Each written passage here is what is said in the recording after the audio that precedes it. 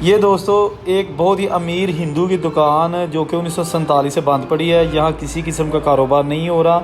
आप इसकी हालत देखें, जैसे ही वो छोड़कर गए थे वैसी पड़ी हुई है। जब इसके ताले खोल के अंदर देखा तो इसकी हालत बहुत ही अफसोसनाक दिखाई दे रही थी, क्योंकि जगह जगह जाले लग चुके थे और जंग लग चुका था। लेकिन आज भी वहाँ पर इस चीज़ का इशारा मौजूद था कि जिस हिंदू ख़ानदान का ये बिज़नेस था, जिनका ये सामान पड़ा हुआ था, वो कितने अमीर होंगे। क्योंकि ये मेन बाज़ार बद्दोमली में दुकान वाक़या है, जो कि बॉर्डर के पास बिल्कुल बड़ा कस्बा, ज़िला इसका नारोवाल है। 1947 के पार्टीशन से पहले ज़िला सियालकोट था।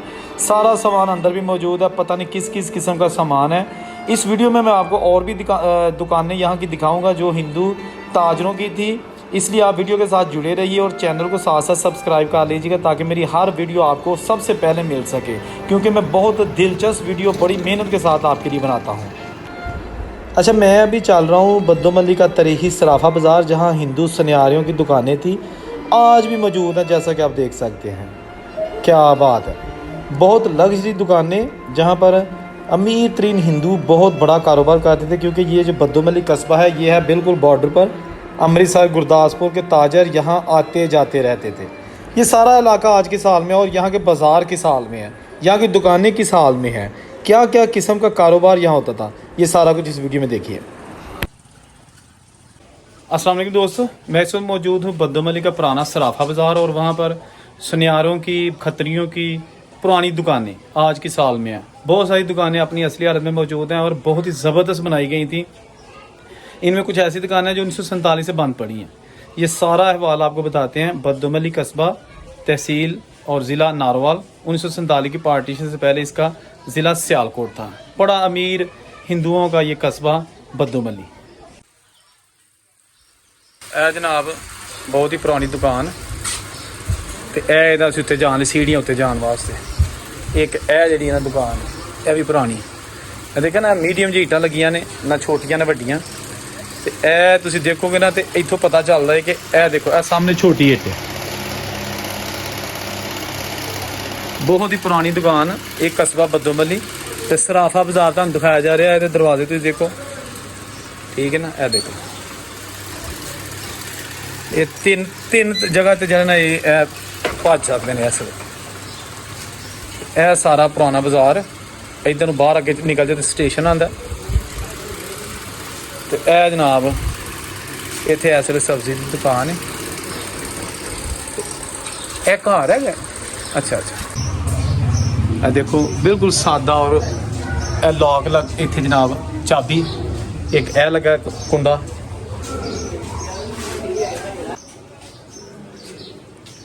तो यह जनाब यह इस वे इतने टेलर की दुकान, दर्जी। तो यह एक होर दुकान इतने, यह भी वही पुरानी। सराफा बाजार है बद्दोमली का। यह देखो, इसकी हिफाजत लिए किन्ने किन्ने लॉक लगे हैं जी, ताकि कोई तोड़ ना सके। बहुत सादा और खूबसूरत दरवाजे ने जोड़े कि बड़े ही अच्छी हालत ने अज भी मौजूद ने। छोटियां इट्टां ना बनियां, ये तो साबित हो सकता है कि महाराजा रंजीत सिंह के दौर का सारा काम होया। एक ये बहुत खूबसूरत और बड़ी दुकान ये आ गई। यहाँ मुर्गी का गोश्त आजकल सेल होता है, लेकिन 1947 के पार्टीशन से पहले ये हलवाई की दुकान थी। ये बद्दोमली का मेन बाज़ार आपको दिखाया जा रहा है, आप देखते जाइए। यहाँ की दुकानें एक से बढ़कर एक आज भी अपनी असली हालत में है। ये वीडियो स्किप करने वाली नहीं दोस्तों, इसके साथ जुड़े रहना है। ये देखिए जनाब, ये पुराना तारीखी बाज़ार। बद्दोमली को तकरीबन 200 गाँव लगते थे जो यहाँ शॉपिंग के लिए आते थे, क्योंकि ये बॉर्डर पर एरिया है, दरिया रावी के पास है। यहाँ पर एक रेलवे स्टेशन भी है जो अलग वीडियो में मैं दिखाऊंगा। लेकिन फ़िलहाल ये देखें, ये गली है, ये पूरी गली है रेजिडेंशियल एरिया, और इसको बंद करने के लिए ये पुराना गेट, सादा सा गेट, जिस तरह शहरों को बंद कर दिया जाता था, ये इस पूरे घर को, बाज़ारों को बंद करने के लिए गेट, जो कि अब देखें ओरिजिनल हालत में है। हालांकि बहुत कम शहरों में ऐसे गेट हैं, छोटे गेट, जिससे शहर को बंद किया जा सकता था। आप देखें ना, इसका एक दरवाज़ा है और एक ख़त्म हो चुका है। बड़े बड़े गेट जो मुगलिया दौर में लगाए गए थे, लाहौर में बाटी गेट, लोहारी गेट, या इसी तरह दूसरे शहरों में, बड़े शहरों में, वो तो हैं। लेकिन ये जो छोटे गेट हैं ना, ये मैंने पहली बार देखे हैं, जहाँ पर अमीर तरीन हिंदुओं के घर थे, सिखों के घर थे और मुसलमानों के घर भी थे। ये आप देखिए ना, ये देखें, आलीशान घर हैं जो आपने पहले शायद कभी नहीं देखे हैं इस तरह के। यहाँ पे नाम लिखा हुआ था इस फैमिली का जिसने घर बनाया, लेकिन उसके बाद ये ख़त्म कर दिया गया नाम, और ये घर आज भी मौजूद है। ये देखें, ये वो सामने सर्कुलर रोड और गेट जो मैंने अभी आपको दिखाया, ये इस गली को बंद कर दिया जाता था, लेकिन 1947 के पार्टीशन के बाद ये गली बंद नहीं की गई। ये देखें दुकानें, जगह जगह पुरानी दुकानें आपको मिलेंगी। ये ज़्यादा से ज़्यादा वीडियो शेयर करें ताकि जो लोग बदोमली से गए हैं या जो लोग इस शहर की यादें दिल में समेटे बैठे हैं वो इनको देख लें और अपने जो दुकानें हैं या जो प्रॉपर्टी है यहाँ पर वो पहचान लें। दोस्तों आप देखें दुकाना किन्ना ने बनाइयां ते किन्ना ने इस्तेमाल कीतियां। हाँ जी, वक्त बड़ी तेज़ी नाल गुजर गया, लेकिन ਜਿਹੜੀਆਂ यादां 1947 ਦੀਆਂ ने बजुर्गों के दिलो दिमाग दे विच ਉਹ नहीं भुलनियां।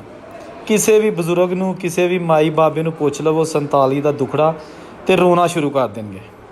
इन्हां चीज़ां नूं मिस करनगे ਜਿਹੜੀਆਂ तुहानूं दिखाईयां जा रही ने। तुसीं यह देखो कि एडे एडे आलीशान उदों दे जिहड़े बनाए ने बाज़ार, फिर इन्हां दे जिन्हां दा लग्जरी समान सी 1947 की पार्टीशन आ गई।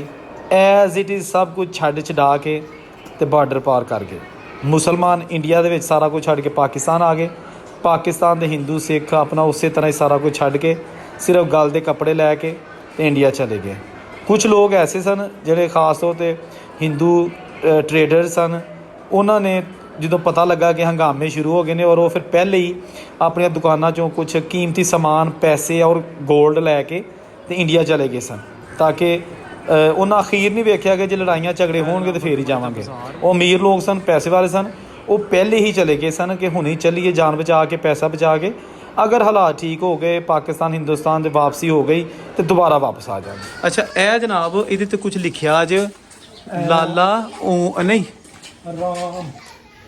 ओम उर्दू च लिखा जी है ओम अलफ वाओ मीम ते ए भी लिखा ओम। ते ए जनाब दुकान है बहुत पुरानी, क्यों चाचा जी पुरानी दुकान ही है ना। ਇਹ जनाब एक इतने कोने ते घर है, दरवाज़ा छोटा जिहा लग्या, एक यह दुकान आ गई, यह भी पुरानी। इतने खतरियां दी करियाने की दुकान होंदी सी। यह कॉर्नर शॉप है, ये दो दरवाजे ने, देखो ना यह दो दरवाजे ने इनू।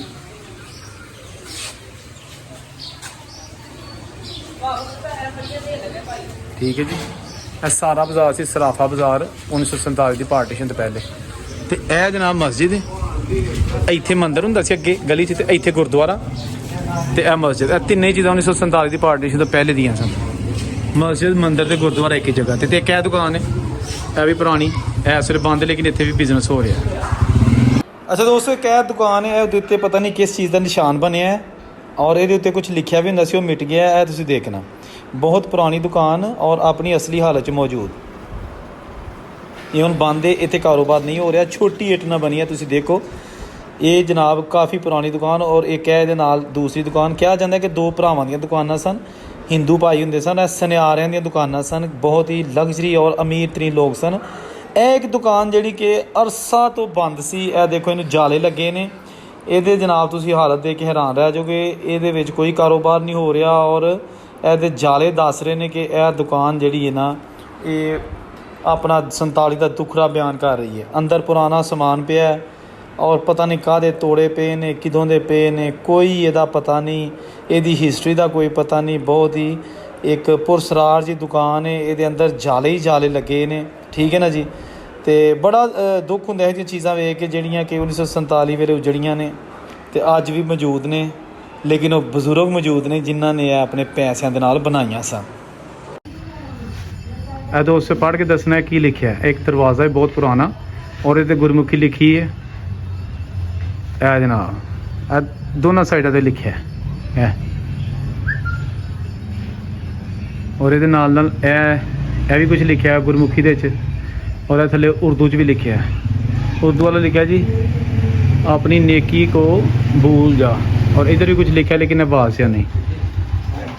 पुराना बिल्कुल घर, वह दरवाजे रह गए, कोई छत्तां ते और मकान तकरीबन अंदर जो बिल्कुल टुट चुके हैं। और इतने ये स्टैप्स होंगे सन, सीढ़ियाँ होंदी सन उत्ते जाने वास्ते, लेकिन जो मकान ही खत्म हो गया लिहाजा गली नूं खुल्लियां करने वास्ते सीढ़ियाँ भी खत्म हो गई ने।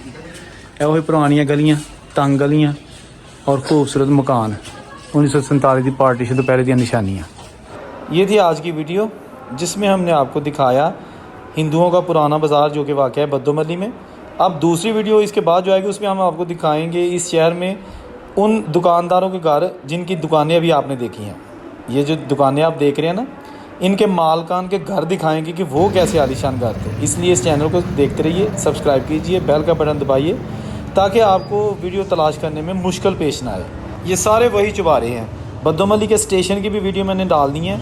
इसका जो तारीखी स्टेशन है वो भी आप देख सकते हैं। 3 वीडियो बद्दोमली से आएंगी, उसके बाद रैया जो है ना कचहरियाँ, उनकी वीडियो आएंगी।